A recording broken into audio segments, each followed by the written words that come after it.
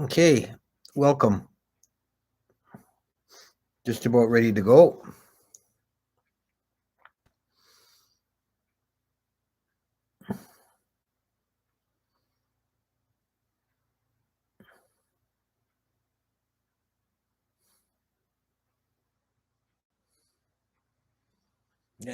Namo tassa bhagavato arahato sama sambuddhasa. Namo tassa bhagavato arahato sama sambuddhasa. Namo tassa bhagavato arahato sama sambuddhasa. Okay, welcome everyone to this Dhamma talk.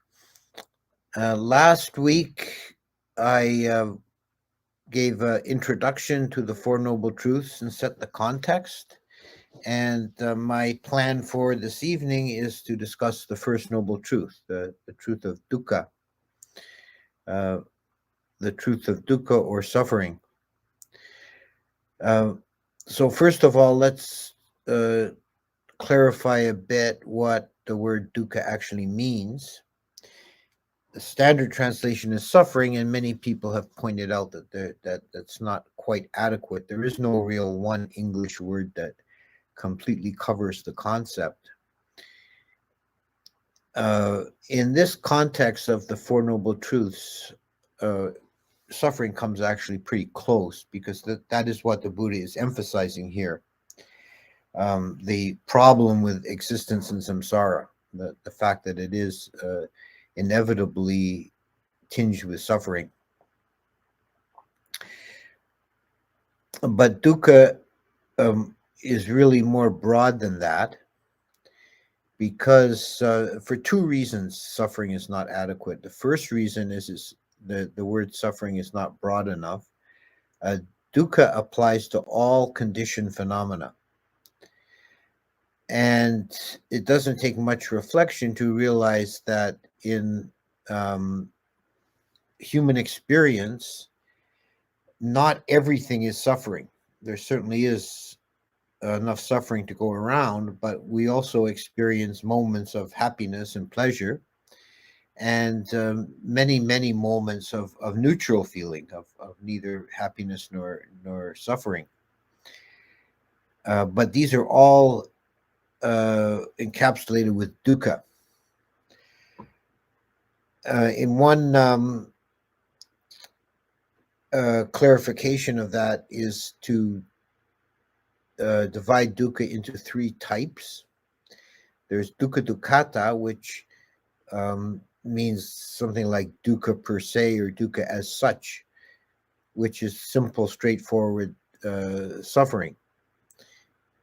If you step on a stone with your bare foot and hurt your foot, then that's painful sensation. That's not complicated to understand. That's dukkha, that's suffering, that's dukkha dukkhata. So that's the type of dukkha associated with unpleasant feeling. Then there's a dukkha viparinama, which means the dukkha of changeableness. And this is the type of dukkha that's associated with pleasant feeling, because any pleasurable sensation is impermanent. And it's also, besides being impermanent, any pleasurable feeling or object, any desirable object is going to be imperfect and not fully satisfying. It's impossible to satisfy the craving of the mind with samsaric objects. There's one Tibetan text I looked at that made an interesting argument. It said that if there were one object anywhere in the universe that was fully satisfying, then the entire universe would have ceased to exist long ago, because all consciousness would settle onto that object sooner or later, eventually, and cease to move.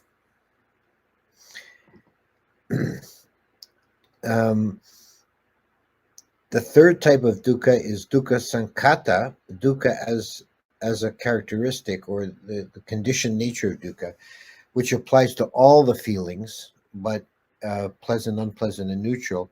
But it's especially associated with neutral feeling, because it's the only neutral feeling doesn't have either of the other two kinds.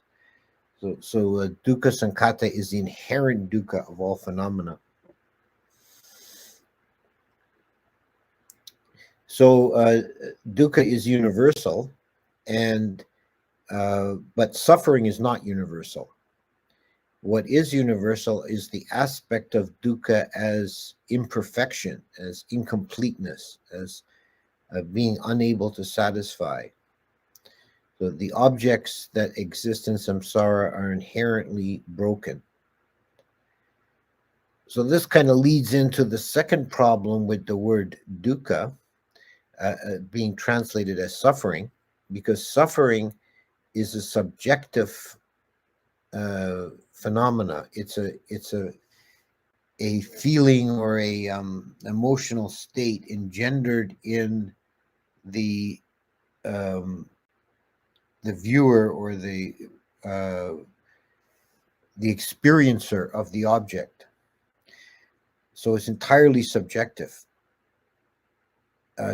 But dukkha is meant to be also and actually primarily objective.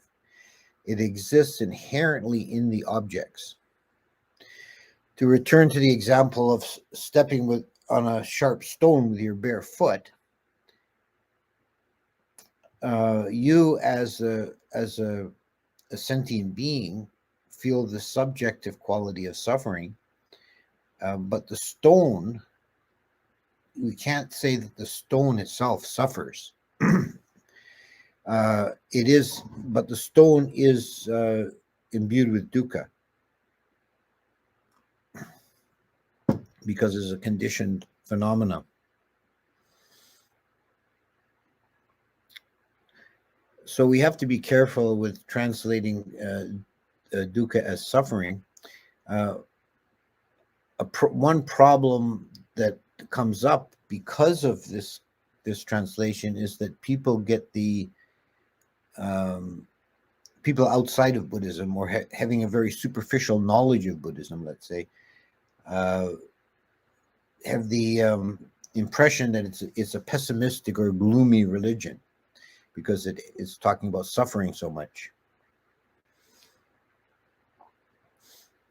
I was asked this question once in a public talk. Someone asked me, why do you Buddhists talk about suffering so much? And I couldn't resist a kind of a flippant answer at first. I said, that's not true. We don't just talk about suffering. We also talk about pain, grief, lamentation, and despair. But the more serious answer is that Buddhism is not pessimistic or gloomy. It's realist. It's realistic. It wants to have you confront the reality of conditioned existence and not try to pretend that it's all sweetness and light, that there is suffering, there is imperfection inherent in conditioned phenomena. I also recall reading once in a little book by Alan Watts, who was a I guess probably most of you have heard of Alan Watts, but he was a prominent popularizer of Buddhist ideas in the 1960s, and his background was mostly in Zen tradition. And in this little book, he spent a few pages criticizing Theravada as being life-denying and negative, and inculcating a kind of negative view of everything. But then he had to add in a footnote. He had to own up and be honest, and he owned up in a footnote and saying that this may be true on a theoretical level, but I have personally traveled extensively in Southeast Asia, and I've never met such happy people. So I think we can dismiss the idea that the Buddha's intention is pessimistic, and we'll see that when we get to the third noble truth, we'll see that there's he does provide a solution. But here in the first truth, laying out the first truth, the truth of dukkha, he's not giving the solution yet. He's merely stating the problem. He's saying there is dukkha, and he defines it here. And I'll read it so I don't miss a clause. He defines it right in this first sermon, and this formula is repeated elsewhere many times. What is dukkha? Birth is dukkha. Aging is dukkha. Death is dukkha. Grief, lamentation, pain, sorrow, and despair are dukkha. Association with the disliked is dukkha. Separation from the liked is dukkha. Not to get what one wants is dukkha. In brief, clinging to the five khandhas is dukkha. So he begins the definition with the existential dilemma, which is really the crux of the matter. Birth, aging, and death. Sometimes sickness is added in: birth, sickness, aging, and death. This is the condition of all sentient beings, and particularly as this sutta is addressed to human beings. This is our situation as humans. We're born and we age and we're prone to sickness, and eventually we die. And there's no variation in that. Birth, aging, and death is a universal lot of all conscious or sentient beings, and particularly human beings. Birth is seen in the Buddhist tradition as being the great calamity, because by coming into manifestation, by being born, that means you haven't, in your previous lifetime, you haven't completed the task. You haven't become an arahant, so you have to go through this miserable round one more time. In Western tradition, there's often the image or the presentation of the existence of a fetus in the womb as being a blissful experience. Some of the Western psychological models are based on this, that the separation from the mother at birth is a huge trauma, because the existence in the womb was felt as a blissful, peaceful state. This is not the way the old Buddhists looked at it. If you read the Visuddhimagga's description of the existence of an embryo in the womb, is described as being very miserable, dark, hot, cramped, subject to all kinds of strange noises and bumps and bangs as the mother moves around. If the mother eats hot chilies, the baby feels like it's burning up, and so on. So the condition of the being was seen as suffering right from the very beginning. We should also add here a point of some peripheral importance, that when we talk about birth, jati, in most contexts, it actually means conception. That this is the beginning of a new consciousness continuum, is at the moment of conception. This is even in the when ages of people are given in the Pali Canon, we should always subtract 1 year to understand it in modern terms, because they generally counted the person's age from conception.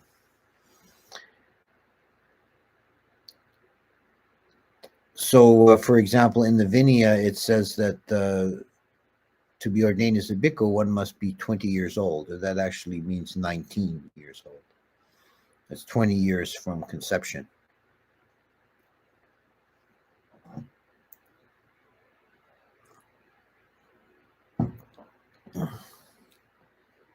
So Um, Having come into existence, jati, birth, coming into some form, and we're mostly considering human form here.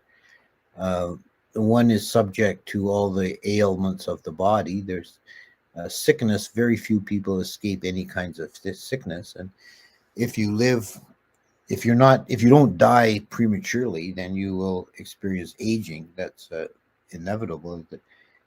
The As soon as the body stops growing, it begins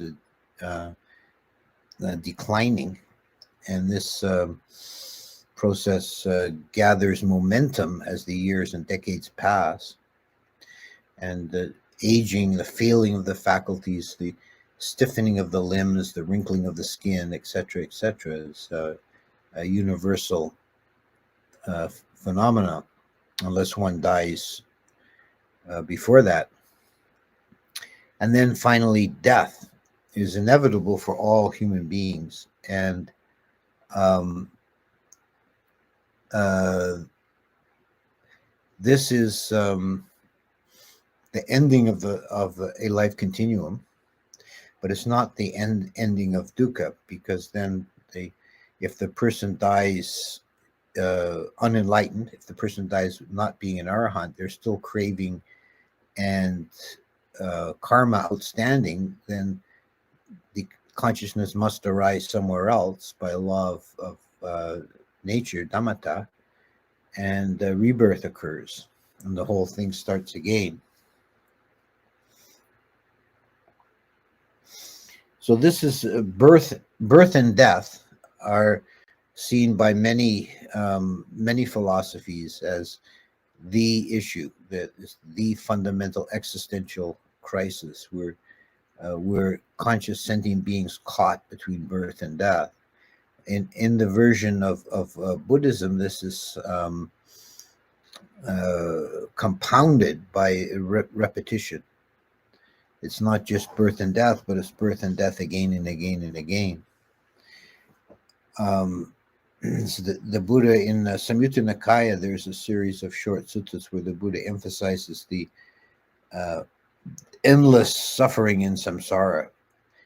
If you could pile up all the skulls from your previous lives in which your head was cut off, that would make a mountain larger than the Himalayas.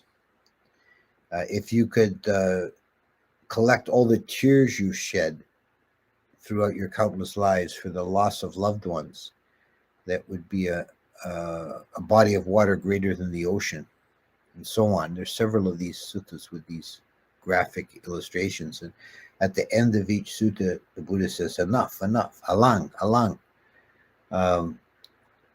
How long do you wish to keep filling the cemeteries? Make an end. This is enough. You've done it. You should be, if you could just understand that, of how long you've been wandering in samsara and how pointless it is, you would have an urgent need to make an end. Enough, alang, alang. So birth and death, and then the sequence: grief, lamentation, pain, sorrow, and despair, all obvious aspects of suffering. Here talking about the subjective side of suffering, the emotional distress of suffering. Association with the disliked and separation from the liked.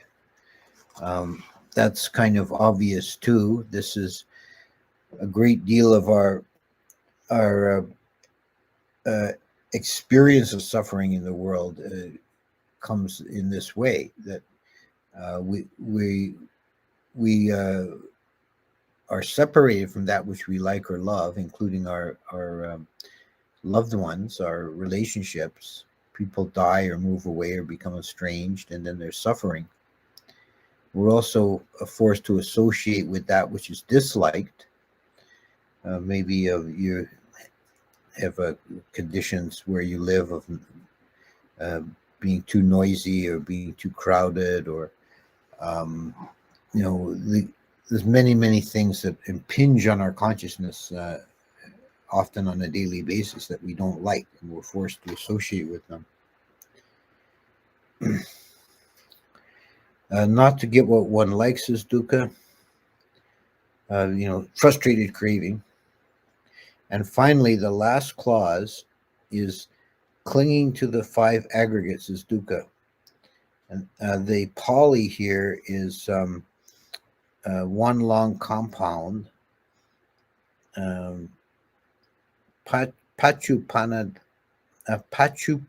kanda, panch upadana kanda, five clung to aggregates. And sometimes it's translated that way, the five clung to aggregates. Upadana is one of these stages in the dependent origination. It comes after craving. And its standard translation is clinging, and that's actually not bad, but a more literal translation would actually be fuel. The fuel for becoming. It's the energy arising out of craving that causes us to come into being. Craving itself, and we'll talk about craving more next week, but craving, tanha, is a pretty raw impulse, just wanting something. With upadana, it becomes more complex. It becomes something of a project of acquiring the object. And as part of that, there is established a relationship of self and other. And this is where self really starts to be formed. And then bhava, one comes into being. So here we're talking about suffering as the five clung to aggregates, or clinging to the five aggregates.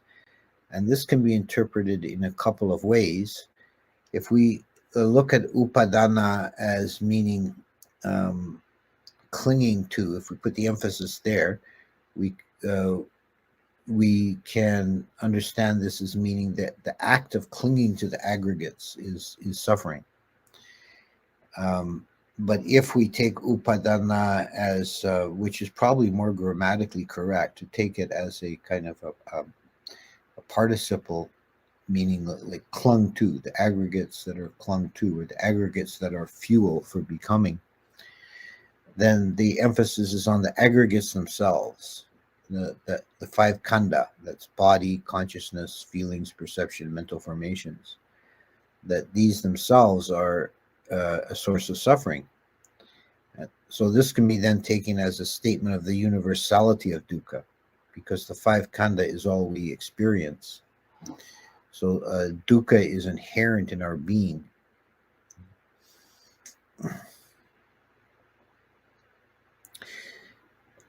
So this is the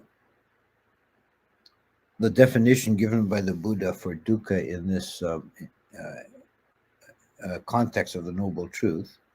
And the emphasis here is on the subjective side, because we're looking at the problem or the dilemma of existence in samsara. And conditioned existence is inherently going to entail suffering. And it is inherently dukkha, and even when it's not suffering, it's still dukkha, because it's inherently imperfect and flawed and provisional in nature. And as I mentioned last week, the Buddha told us that we should make an effort to understand the First Noble Truth, parijanati, which means to fully comprehend, fully understand, to grasp with the intellect or mind. So we're dealing with the First Noble Truth. We're dealing with entirely with conditioned existence. We're dealing entirely with samsara. And it is within our capacity as rational beings to understand the nature of samsaric existence. And it's incumbent on us to do so, which means not just a mere intellectual or theoretical understanding, but actually to develop wisdom by penetration of reality. Now, this is vipassana, to see things clearly in their own nature as they actually are, and not color things with how we wish they would be or how we think they ought to be, but to look at them as they actually are. And when we do that, we see birth, sickness, old age, death, pain, lamentation, grief, and despair, and all the rest of it. So, just to sum up in this first noble truth, this is the Buddha laying out the problem. This is our condition within samsara, and it's the foundation stone of what follows. So we'll stop there for today, and I'll now turn to the chat and see what we have. It looks like there's a whole bunch of stuff already in the chat. Let's see what we got here. I am on a holiday and have become ill. How can I stay positive around family? Now, family is sometimes difficult if people say you choose your friends, you don't choose your family, and that's actually not entirely true, because you were born into that family because of your karma. You've got some association with these people. It's the reason you were born there. One thing that makes I think that can be problematic in relating to family for adults is you might be separated with them for some time, and then you come back together, and in your emotional base, no time has passed, and you sort of pick it up where you left off, and it becomes that becomes a kind of a delusion inducing filter. Instead of seeing and relating to the person honestly, directly, as they are at this moment, you still have all this old baggage. Try and make an effort to drop all old baggage and relate to the person in the here and now. And you may find that if you do that, your relations will become more positive and more clear.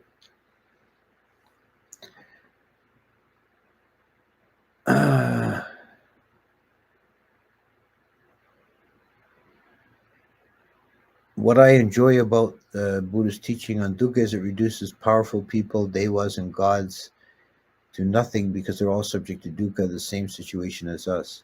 Yes, even the devas and brahmas are subject to dukkha.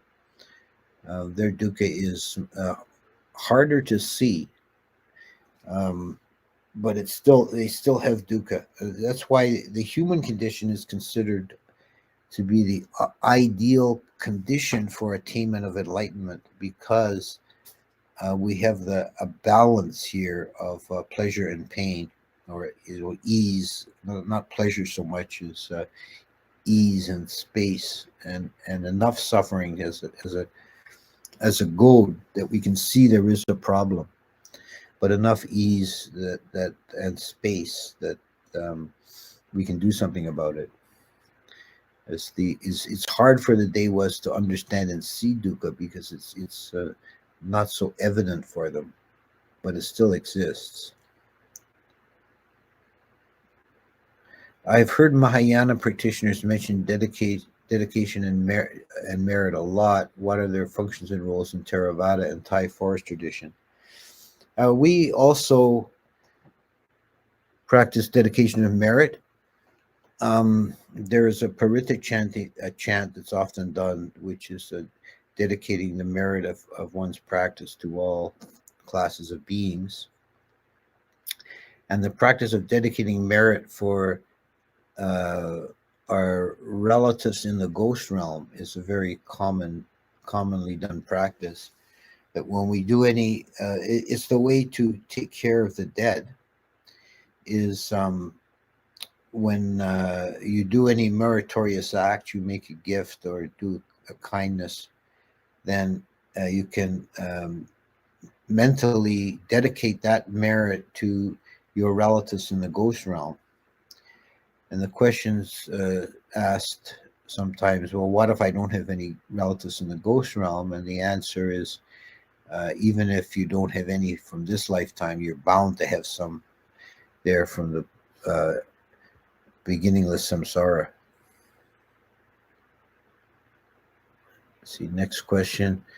While meditating, I have come to the state where I realize or know that I am disconnected from everything, physically, emotionally, and it's like going deeper and deeper inward, but into a void, and knowing emptiness of things directly. Is that the base of nothingness, or is it perception or non-perception? It's impossible for me to answer that from without a long discussion with you about what you exactly have experienced. But my superficial reading of what you state here, it sounds more like an insight into emptiness, more of a vipassana kind of a state than a formless abiding. Is the ocean of tears and mountains of skulls meant to be taken literally? It seems impossible math-wise. I don't see why it's impossible when we consider that samsara is said to be without beginning, literally infinite time span. So there's been plenty of time to pile up the skulls. Now, why do I feel bad after many hours of meditation? I feel good immediately, but if I meditate again, sitting or continue with walking meditation for too long, the feeling of fear and depression arises. I would say that you have to be doing something a little wrong, a little off with your practice. If it's making you feel particularly fear, it shouldn't arouse fear and depression. You might try a different style of meditation. I don't know what you're doing, but you might try doing Brahma Viharas, for example, to brighten the consciousness.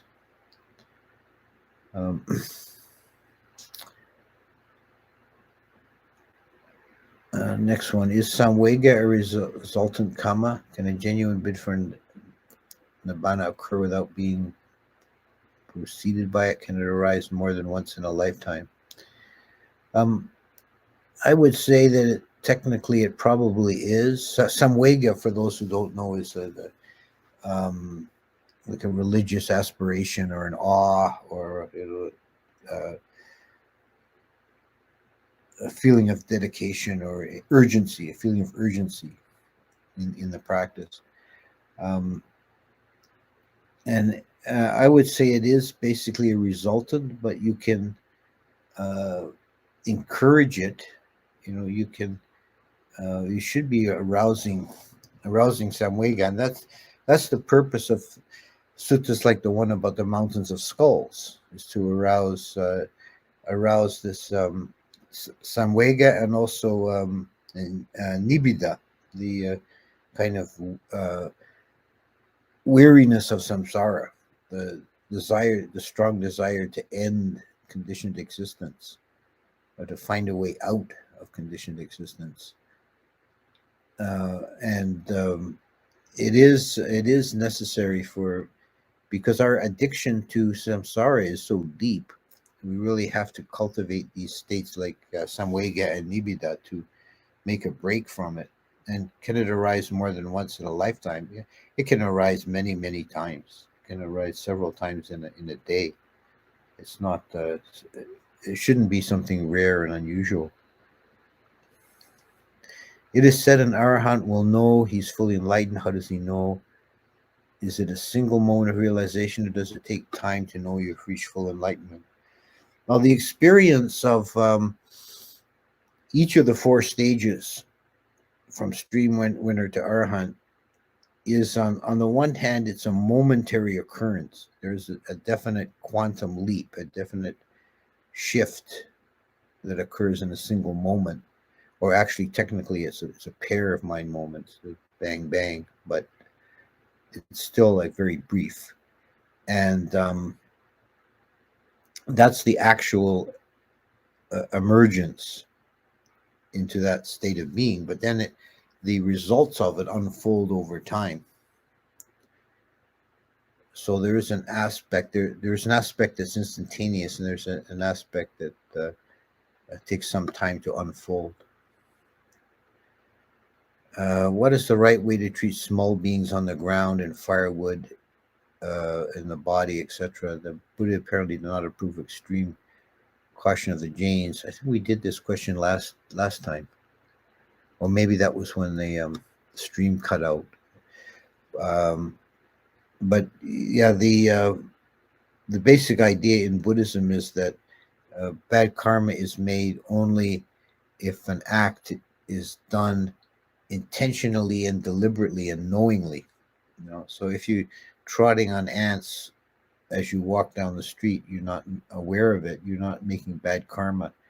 You don't have to go to extreme lengths to try and avoid that. You just take a reasonable precaution. I have heard Brahma Sahampati is Mahabrahma. Again, this was last week, but probably people missed it.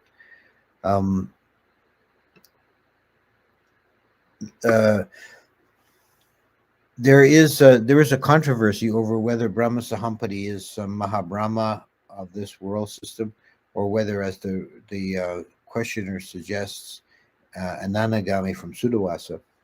There's a case to be made from the different texts that both ways. In my book on cosmology, I've actually have a page or two devoted to this question, and I don't really have a ultimate solution to it. I tend to lean to the idea that he is a Mahabrahma, but there's a case to be made for him being an Anagami as well. Next one. I have a question about Avicii hell. In one sutta, it says beings are incurable and in agony. What does incurable mean? It means there's no end to their suffering while they're in Avicii. This is the name Avicii means without respite, with no break. It's considered to be the very lowest, the worst condition in all of samsara is Avicii hell. And there is it's continuous suffering with no mind moments of respite but it's not eternal. There's no eternal damnation in Buddhism. The karma runs out, the being is reborn elsewhere. But while he's in Avicii, he's incurable in the sense that there's nothing he can do or can be done to relieve his suffering. Okay, next one. Let's say there is sugar and someone tastes the sugar, but because the Buddha taught there's no self, there's no taster, only the process of tasting. Yes, am I getting Anata right? Yes, that's how we would say it.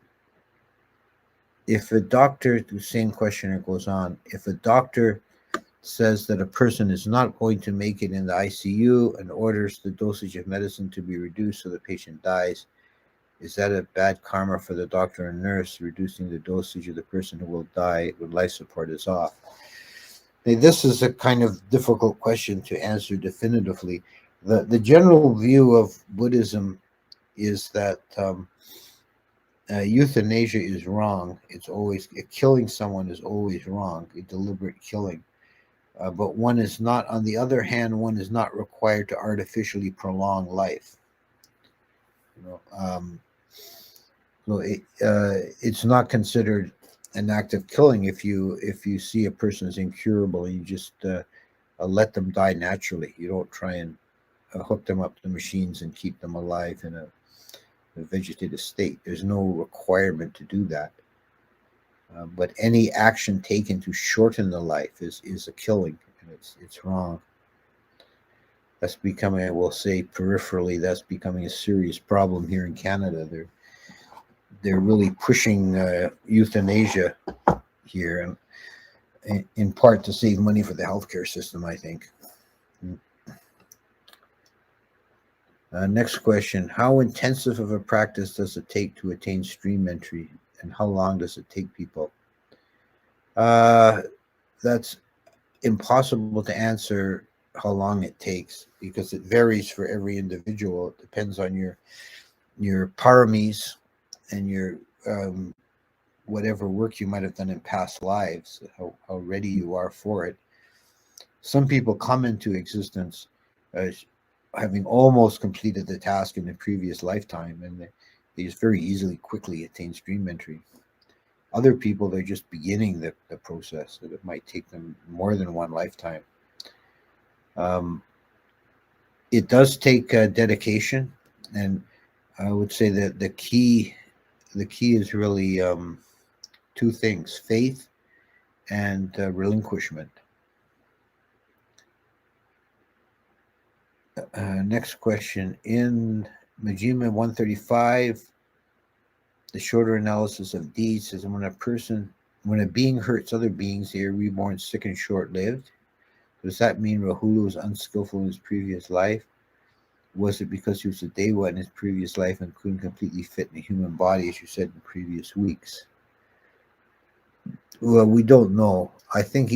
I would suspect that Rahula must have had previous lifetimes. He must have made good karma to be reborn as the son of Siddhartha Gautama. So, but in many previous lifetimes, as we all do, even Moggallana, he ended his life by violence. He was killed by bandits because he had done evil deeds in one previous lifetime.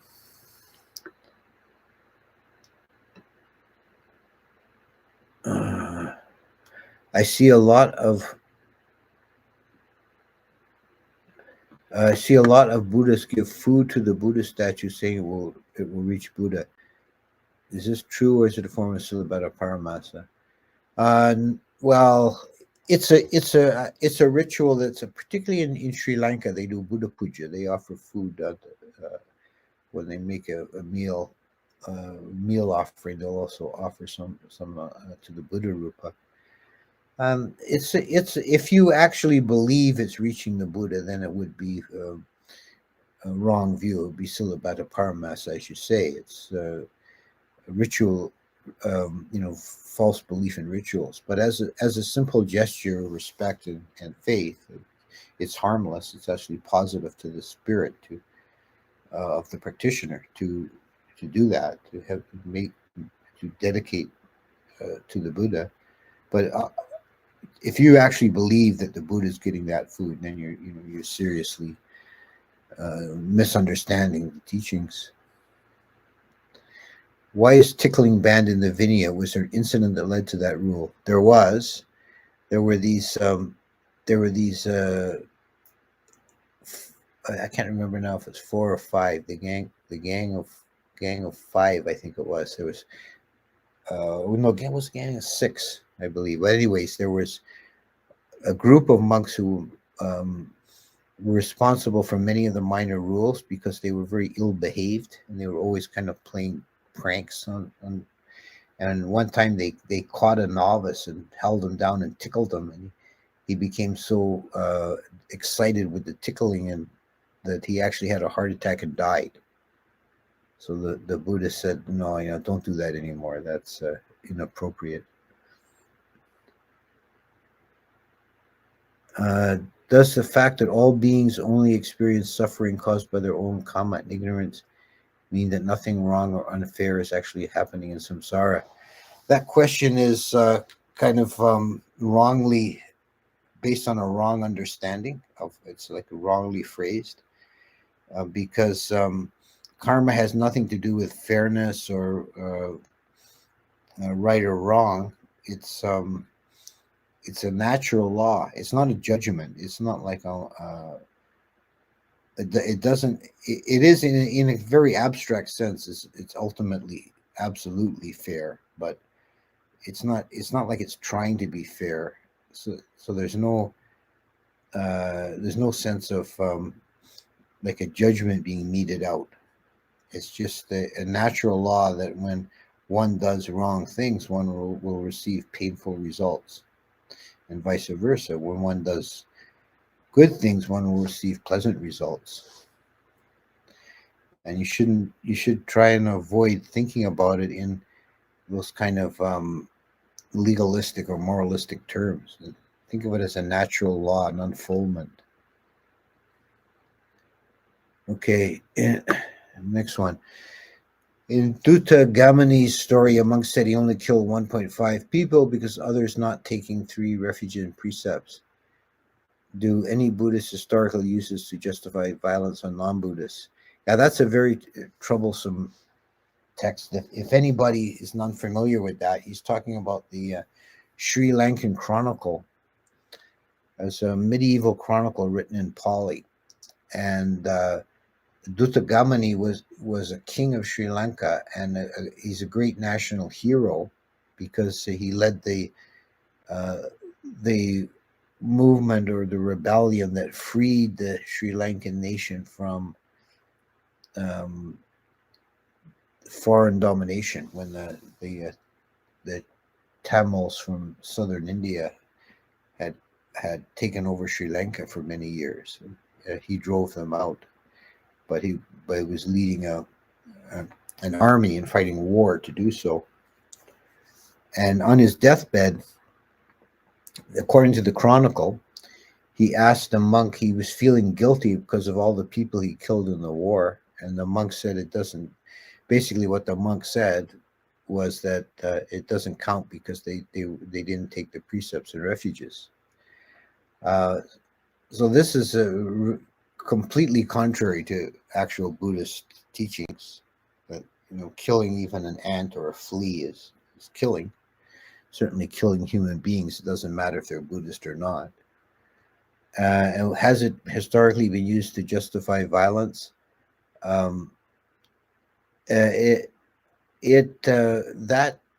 I don't know if that particular passage is cited so often, but there have been from time to time, abuses of the religion, just like any other religion, where Buddhists feel that they're defending the Dharma by killing non-Buddhists. It's not. I would say, we have to be honest and admit that this has happened, but I would say that it's not. It is definitely perceived by most Buddhists and most of the time as being wrong, and there hasn't been a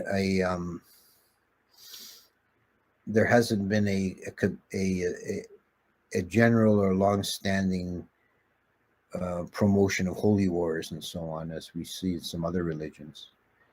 It's an aberration when it occurs in Buddhism. Okay, maybe we'll take a couple more and wind it down. If artificial wombs in the future can remove the trauma of birth, will they remember their past lives? I don't know. I very much doubt that such a thing is possible. Maybe I'm a bit of a Luddite. I think things like that kind of horrify me, the idea of artificial wombs. I don't tend to believe that it's even possible. I recently read Samudaya being translated as profound sobriety, spiritual sadness, sober sadness. Yeah, I could see that as definitely that those translations are a kind of an aspect of Samudaya, but I don't like the emphasis on sadness. It's more of an urgency, like that phrase that Buddha uses. How long will you fill the cemeteries? Alang, alang. I guess the Pali is translated enough, but alang is very strong. It's like be done with it, make an end. Okay. What is the origin of the name Siddhartha? I can't find it in the discourses. Yeah, I don't think it's ever really explained.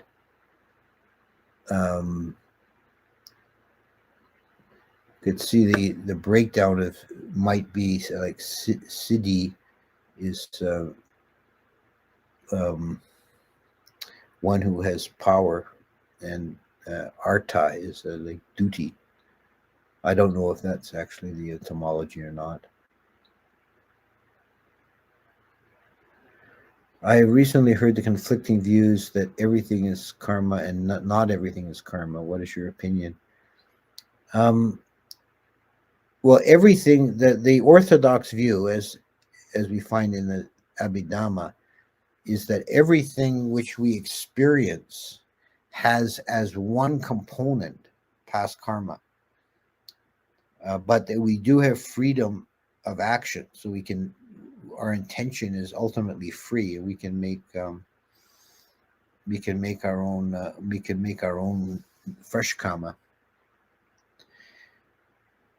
And when I say that one component, because it is to be understood that nothing arises from a single cause, that karma is a contributing factor to everything we experience, but it's not the only factor. Is it recommended to meditate when you wake up or at night? It's recommended to meditate anytime you want. That would be a useful time. Is there any Vinaya rule to not let 60 or 70-year-olds be ordained? No, there's no Vinaya rule, but there's no upper age limit, but many traditions will not ordain older people because they're problematic. Okay, let's. Okay, there's. I'll take these last 3 questions that are already here. I won't take any additional ones. Would the Buddha say the feeling of suffering can be considered a defilement or a hindrance? No, it's a resultant. The feeling of suffering is a purely resultant. It's your reaction to it that could be a defilement or hindrance. Weren't the Sarvastivada also right in the end, as Einstein's general relativity of 4D space-time shows that past, present, future all exist in a real sense? Yeah, that has occurred to me too, that it's the Sarvastivada view is kind of Einsteinian. Would antinatalism work to stop samsara? No. No, it would just make it worse, because of beings not being born as human would end up being born as animals or something. It's a horrible philosophy, antinatalism. Okay, I'll end the stream there, and next week we'll deal with the second noble truth, which is the truth of the origin of suffering in Tanha. Okay, thank you all for coming, and we'll see you again.